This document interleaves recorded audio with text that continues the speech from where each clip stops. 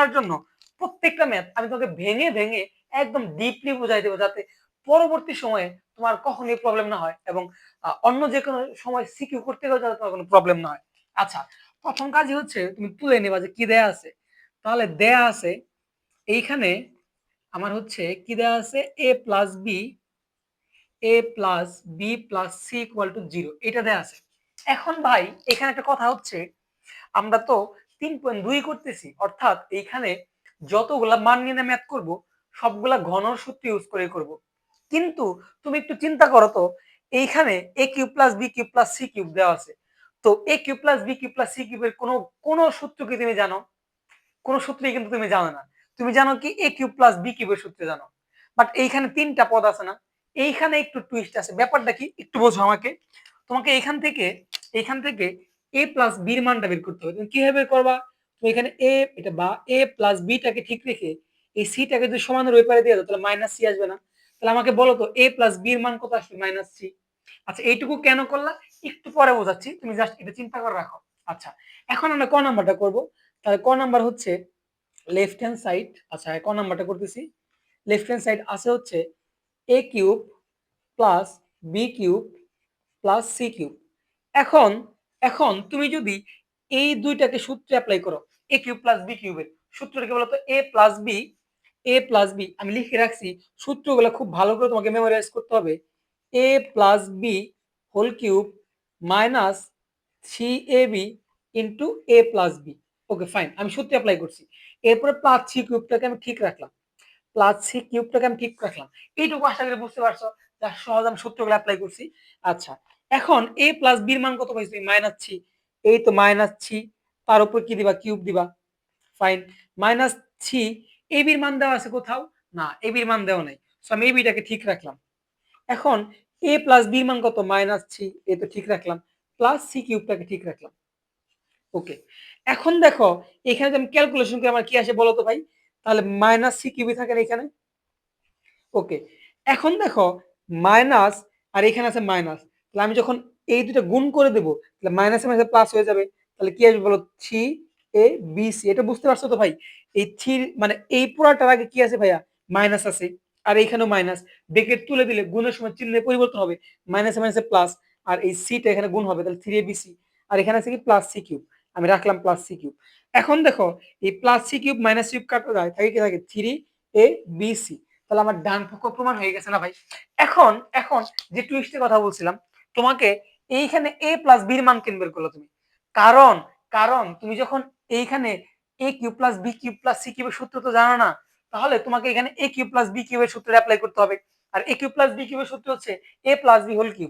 তুমি এই জন্য এখানে a+b এর মানটা বের করে নিছো, যাতে a+b এর মান তুমি এখানে বসাইতে পারো। এখন এই সূত্রটা আরেক অন্যভাবে করা যায়। তুমি যদি এখান থেকে একটু বুঝাই দেই, জাস্ট একটু বুঝাই দেই, এখান থেকে তুমি যদি ধরো a+c টাকে ঠিক রেখে -b এপারে নিয়ে যেতা, তাহলে তোমাকে কি করতে হতো করার সময়? তাহলে তোমাকে a+c এর মান বের হয়েছে, তাহলে এইখানে তুমি কিভাবে করতে পারতা? এইখানে তুমি a³ + c³ আগে নিয়ে +b³ পরে দিয়ে এখন এইটাকে তুমি সূত্রে অ্যাপ্লাই করতা, এইটুকু সূত্রে অ্যাপ্লাই করতা, তখন a হইতো a আর b হইতো c, তাহলে a³ + b³। তাহলে তখন তুমি হচ্ছে কি এইভাবে করতে পারতা। একই কথা কিন্তু ভাইয়া, ধরতে পারলে তুমি সব ভাবে করতে পারবা। দেখো এইটুকু বুঝতে পারছো কিনা? এইটুকু বুঝতে পারছো কিনা? এরপরে যাবো খ নাম্বারটাতে। খ নাম্বারটা মোস্ট ইম্পর্টেন্ট অঙ্ক, জাস্ট তুমি একটু বোঝো আমাকে, ঠিক আছে? একটু বোঝো আমাকে। আচ্ছা, খ নাম্বারটা কি কি দেয়া আছে মিস করলাম? আচ্ছা, এইটা বাদ দিয়ে দিলাম, আমরা চলে যাচ্ছি হচ্ছে খ নাম্বারটাতে। দেখো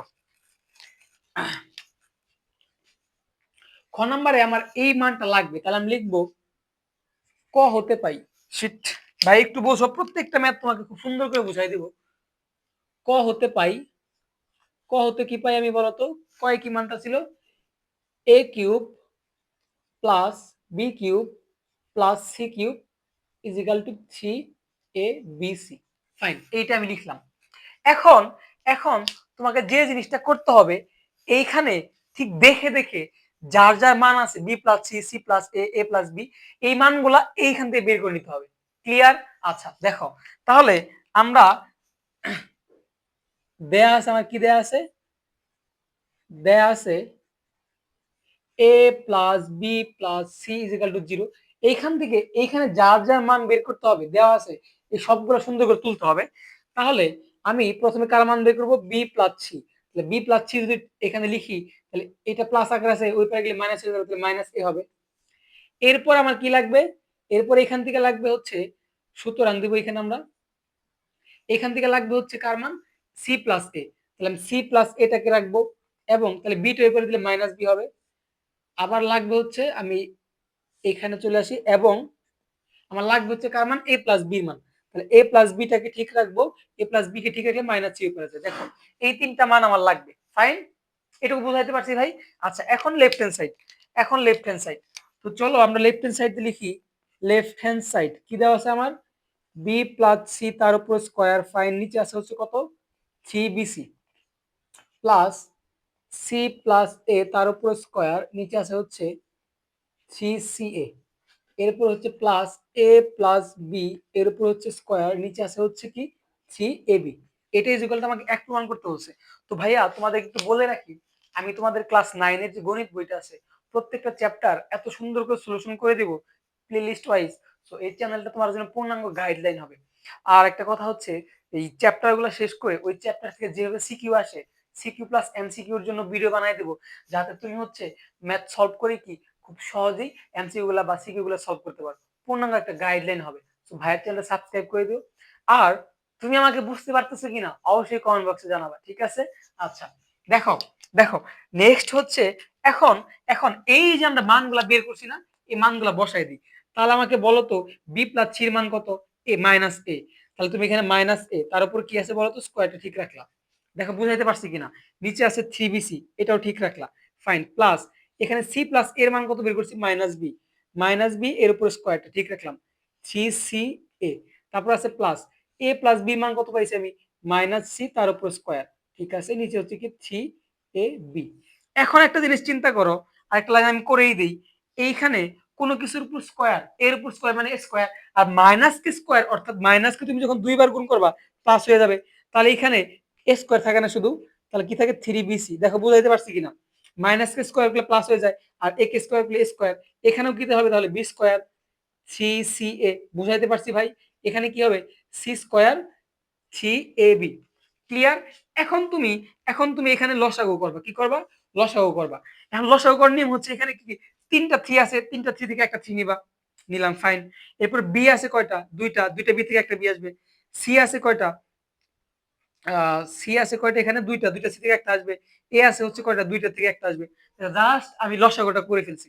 এখন এরপরে নিয়মটা হচ্ছে তোমার, এই যে লসাগুটা নিছো না ভাই, এই লসাগুটাকে এই হর দ্বারা ভাগ করা। তুমি যখন এই লসাগুটাকে হর দ্বারা ভাগ করবা, তাহলে থ্রি বিসি, থ্রি বিসি চলে যাবে, থাকবে হচ্ছে এ। এর সাথে তুমি যখন এ স্কোয়ারটাকে গুণ করবা, আসবে হচ্ছে এ কিউব, এ কিউব। এটা নিয়ম হচ্ছে, আমি একটু একটু তোমাকে বলে দেই। তুমি যেটা লসাগু নিবা, ওই লসাগুটাকে এই হর দ্বারা ভাগ করতে হবে। তুমি যখন এই হর দ্বারা ভাগ করবা, তাহলে থ্রি বিসি, এই থ্রি বিসি চলে যাবে, থাকবে এ। এই যে এটা থাকবে, এটা ওই লবেগে কি হবে, গুণ হবে, ছিল এ, আর এ গুণ হলে এ কিউব। ক্লিয়ার?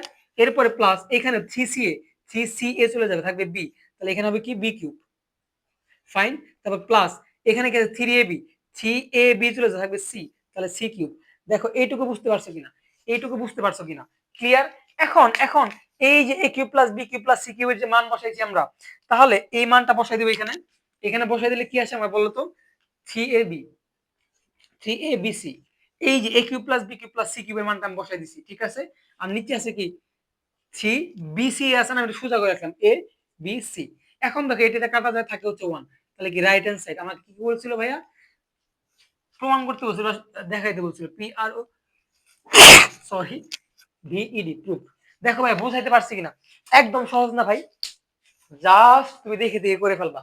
এখন এই টাইপের ম্যাথ যদি আসে, ধরো সিকিউতে একটু ঘুরায় পেঁচে আসলো, একটু ঘুরায় পেঁচে আসলো, পারা যাবে ভাই?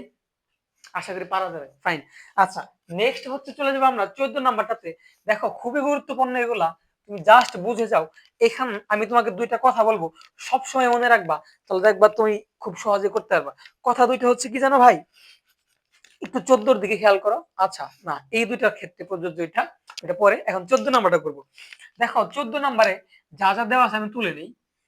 তো 14 নাম্বার একদম সহজ পি মাইনাস কিউ, সরি দেয়া আছে, লিখতে হবে, দেয়া আছে P minus Q is equal to R. Fine, তাহলে আমাকে এইটা ইকুয়াল টু প্রমাণ করতে বলছে। তাহলে কি লিখবো, left hand side P cube minus Q cube minus R cube.